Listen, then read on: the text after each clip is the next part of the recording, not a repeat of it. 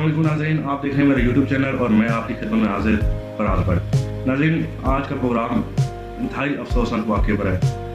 ये इंतहाई अफसोसनाक वाक़या कहाँ पेश आया और कब पेश आया, इसकी सारी मालूमात मैं आपको इस प्रोग्राम में दूँगा। नाज़रीन, हुआ यूँ कि आज से चंद दिन कबल दुबई की एक रिहायशी इमारत में आग लग गई और आग इस कदर ख़तरनाक थी और खौफनाक थी कि इस आग में 16 ज़िंदगियाँ निकल गई।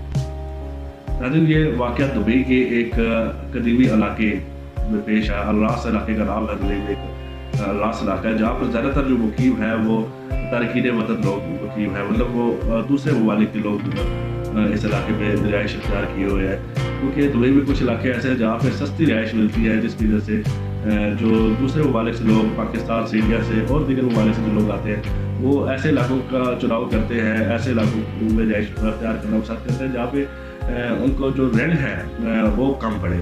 नाज़रीन, इंतहाई अफसोसनाक वाक़या था कि इसमें 16 गैर मुल्कियों की जाँच चलेगी और इस 16 गैर मुल्कियों में 3 जो अफराद थे उनका ताल्लुक पाकिस्तान से था और तीनों ही आपस में कज़न थे। जी हाँ, ये बिल्कुल तीनों ही आपस में कज़न थे और इन तीनों का नाम, जिसमें एक का नाम सजाद है, दूसरे का नाम बिलाल है और तीसरे का नाम मलिक फ़ारूक है। मलिक फ़ारूक की 28 साल उम्र बताई जा रही है, बिलाल जो थे वो 36 साल थे और जो सजाद थे उनकी 30 साल उम्र थी। नाज़रीन, ये 15 अप्रैल के दिन को तकरीबन 12 बजे करीब ये अफसोसनाक वाक़या पेश आया और हमसे बात करते हुए, एक निजी चैनल से बात करते हुए, बिलाल के जो कज़न जमील है वो भी दुबई में वकील है, उन्होंने बताया कि मेरे नंबर पे बिलाल की कॉल आती है और बिलाल कहता है कि हमें बचा लो, हमें बचा लो, और क्योंकि यहाँ पे दुआ बहुत तेज़ी से बढ़ रहा है। इतनी बात बिलाल कर रहा था कि हर तरफ दुआ भरा हुआ है, हमें बचा लो, हमें बचा लो, कि बिलाल की कॉल कट जाती है। तो मैंने अपने दीगर कज़नों को भी कॉल मिलाने की कोशिश की, लेकिन किसी से मेरा रब्ता नहीं हो सका। तो मैं इसी अफरा तफरी के आलम में, जहाँ पर अल-रास में ये मेरे तीनों कज़न एक कमरे में 5 मंजिला इमारत के एक कमरे में रिहाइश पजीर थे, मैं उस तरफ बड़ा, तो जब मैंने देखा इमारत के करीब पहुँचा तो वहाँ पे फायर ब्रिगेड्स की गाड़ियाँ खड़ी हुई थी और इमारत को बुरी तरह आग ने अपनी लपेट में लिया होता। नाज़रीन, इस अफसोसनाक हादसे में सज्जाद, बिलाल और मलिक फ़ारूक ये तीनों कज़न थे और इनका ताल्लुक पाकिस्तान के डेरा गाजी खान के इलाके से था। ये तीनों अपनी जान की बाजी हार गए। नाज़रीन, जो मलिक फ़ारूक के सुगवारान हैं, जिनकी फैमिली, इसमें 4 बच्चे रह गए हैं, इनकी बेवा है और एक बीमार माँ है।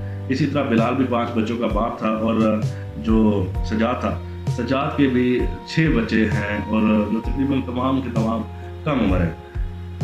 नाज़रीन, पाकिस्तान से लोग जाते हैं और दीगर ममालिक से लोग आते हैं, क्योंकि हलाल रोज़ी की खातिर ये लोग Dubai, Saudi Arabia, Bahrain, Qatar, Oman, इन इलाकों का रुख करते हैं, इन मुल्कों का रुख करते हैं ताकि अपने बच्चों के लिए, अपने घर के लिए अच्छी रोज़ी और हलाल रोज़ी कमा सके। लेकिन किसको क्या पता था कि उसका सफ़र कहाँ तक है ज़िंदगी का। ये खुद थे, लेकिन अब आएंगी इनकी डेड बॉडीज़, अब आएंगी इनकी लाशें। नाज़रीन, हर आँख इस वक्त डेरा गाजी खान में अखबार है, क्योंकि ये तीनों कज़न थे आपस में और तीनों के तीनों एक ही ख़ानदान के तीनों चिराग गुल हो गए। और आप अंदाज़ा लगा सकते हैं, जब एक खद्दार में 3 डेड बॉडीज़ आए, वो भी बैरून मुल्क से, जिनको उन्होंने अपने घर वालों ने खुद भेजा हो कि जाओ बेटा अपने और अपने बच्चों के मुस्तकबिल के लिए मेहनत करो। तो मेहनत की घर से दुबई गए थे, लेकिन उनके घर वालों को क्या इल्म था कि वापस उनकी डेड बॉडीज़ आएंगी, उनकी मैयत आएंगी, लाश आएगी। तो उम्मीद की जा रही है कि इसी हफ्ते इनकी जो तीनों की मैयतें हैं ये इसी हफ्ते पाकिस्तान पहुंच जाएंगी। लेकिन यहाँ पर बात मैं एक ज़रूर करना चाहूँगा कि दुबई में इन चीज़ों का बहुत ख्याल रखा जाता है, बिल्डिंग सेफ्टी का, बिल्डिंग सिक्योरिटी का, इन चीज़ों का बहुत ख्याल रखा जाता है। लेकिन फिर भी दुबई में इस तरह का वाक़या पेश आना ठीक है। ये इंतज़ामिया पे एक सवाल है कि दुबई में इस तरह का वाक़या आखिर क्यों पेश आया कि एक रिहायशी इमारत, जो 5 मंजिला इमारत आपके सामने मौजूद है और उस इमारत में आग लग जाती है और वो उस इमारत में से किसी को भी बचाया नहीं जा सकता, जबकि 16 लोग जान की बाजी हार जाते हैं। और 16 के 16 लोग वो थे जो दुबई के नेशनल नहीं थे, वो उनका ताल्लुक मुख्तलिफ ममालिक से था। अब उनके घरों में उनकी लाशें जाएंगी तो उनके घरों में क्या गुजरेगी। मौत तो बराक है, लेकिन इसमें कोई शक नहीं है कि, लेकिन फिर भी इसकी जिम्मेदारी क्या है। दुबई की जो सिविल डिफेंस इदारा है उसका कहना है इस बारे में कि आग फैलने की वजह ये थी कि इस इमारत में बिल्डिंग सिक्योरिटी और सेफ्टी के इकदाम जो तजवीज़ करदा स्टैंडर्ड थे उसके मुताबिक नहीं थे।